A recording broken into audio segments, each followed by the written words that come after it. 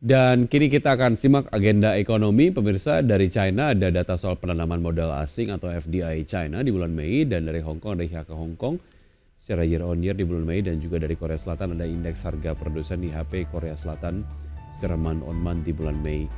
Kemudian dari Jepang ada IHK inti nasional Jepang secara year on year di bulan Mei.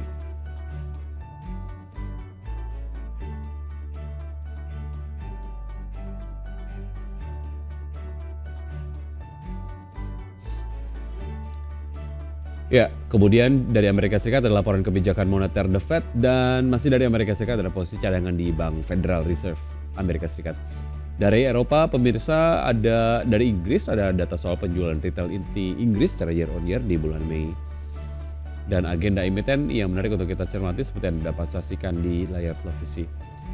Untuk SMSM, Camp BSDE menggelar rapat umum pemegang saham, begitu juga dengan BABP dan MBMA. Sementara itu untuk ISAT melakukan pembayaran dividen tunai, E1WR, DPS dividen tunai, dan IPCC ex dividen tunai.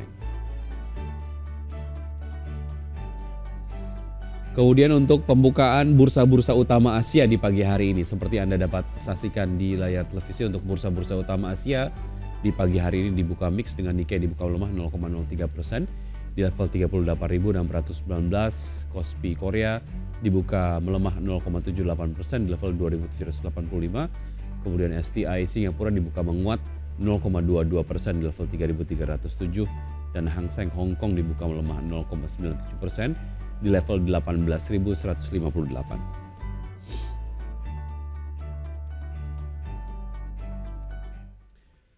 Untuk berbincang pagi hari ini di Marketplace sudah terhubung melalui video conference ada Bapak Gembong Suito, beliau adalah Direktur Edukasi dan Investasi Sahamologi. Selamat pagi Pak Gembong. Halo, selamat pagi, Mas Vicky. Baik, Selamat pagi terima kasih Indonesia. sudah bergabung kembali di Marketplace pagi hari ini. Semoga kita sehat selalu ya Pak Gembong ya.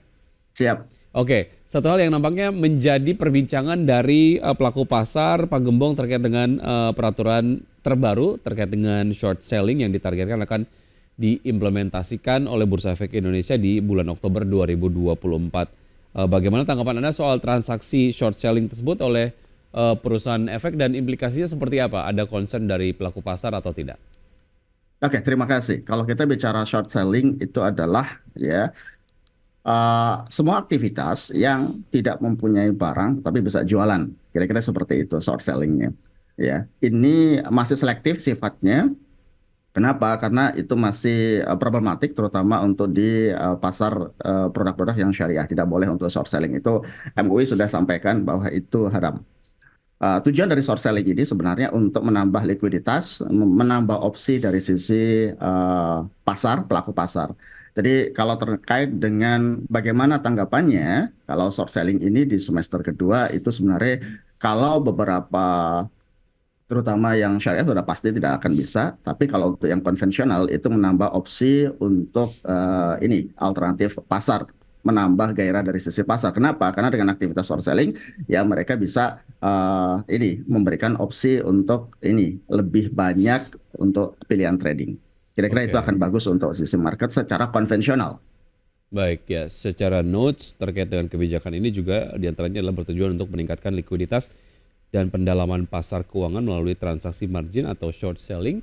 Dan dalam aturan terbaru ini juga nilai jaminan awal pada saat transaksi pertama ini paling sedikit sebesar 50% dari nilai pembelian efek atau 50 juta rupiah, dan penilaian jaminan awal berupa efek wajib memperhitungkan haircut. Jadi ini sebetulnya kalau dari point of view likuiditas market sendiri dinilai akan memberikan booster tersendiri begitu ya Pak Gembong ya?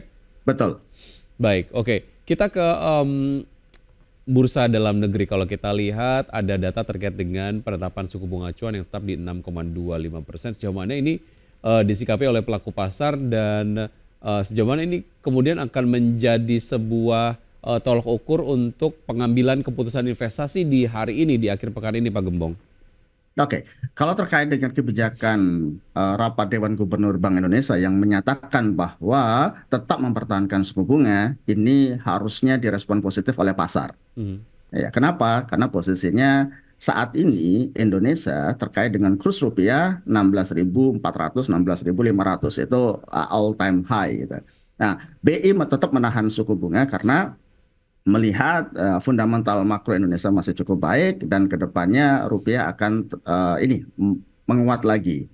Jadi respon untuk hari ini terutama di sektor perbankan akan baik, ya, terutama dari sisi BCA, BRI itu nanti ya responsifnya itu akan sisi positif, di tradingan positif. Kenapa? Karena ini juga akan menahan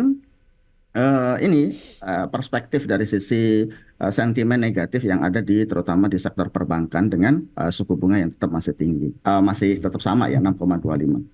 Jadi Oke. kita akan menyambut positif dari sisi suku bunga BI di 6,25 tersebut.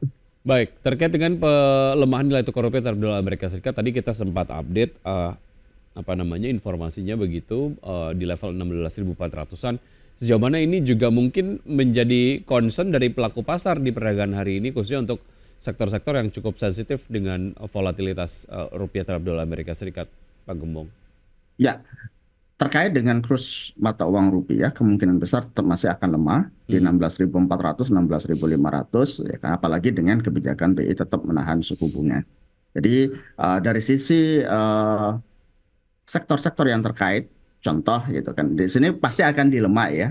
Karena kalau misalnya menaikkan suku bunga misalnya 6,25, maka itu akan pasti mendorong perlambatan dari sisi ekonomi, ya terkait dari sisi kredit dan lain-lainnya. Jadi lebih banyak BI untuk menahan dari suku bunga. Jadi sektor-sektor yang terkait, yang misalnya contoh ya berbasis impor, dia akan lebih banyak untuk terkena dampak sentimen negatifnya. Tetapi kalau yang sektor-sektor yang terkait dengan ekspor, tentunya hal ini cukup menguntungkan. Kenapa? Mhm. Karena di kurs rupiah yang melemah dengan dia ekspor dengan di sisi dolar itu akan cukup positif, terutama di sisi sektor komoditi. Baik, sektor keuangan C1 kemarin sempat memimpin kenaikan, namun jelang penutupan digantikan dengan sektor yang lain begitu, dan Anda juga melihat mungkin akan terjadi penguatan yang cukup signifikan juga ya, khususnya terkait dengan penetapan dari suku bunga acuan yang tetap di 6,25%. Sektor-sektor mana lagi yang nampaknya menarik juga di perdagangan hari ini, Pak Gembong? Oke, kami menyorotin dua. Ya, pertama dari sisi sektor keuangan itu sendiri, ya, itu akan terdampak positif karena posisinya ya dengan dia tidak menaikkan suku bunga, otomatis ya tingkat penyaluran kredit diharapkan akan sisi positif. Terkait dengan margin dari sisi bank juga akan positif juga gitu kan. Itu yang pertama di sektor keuangan. Sektor yang kedua dari sisi yang berbasis ekspor ya terutama dari sisi commodity base dan energi. Nah, ini akan cukup diuntungkan. Baik, baik. Oke, Pak Gembong, kita akan jeda sejenak. Kita akan nanti lanjutkan dengan pembahasan saham-saham pilihan pagi hari ini dari Anda. Dan pemirsa tetap bersama kami akan segera kembali.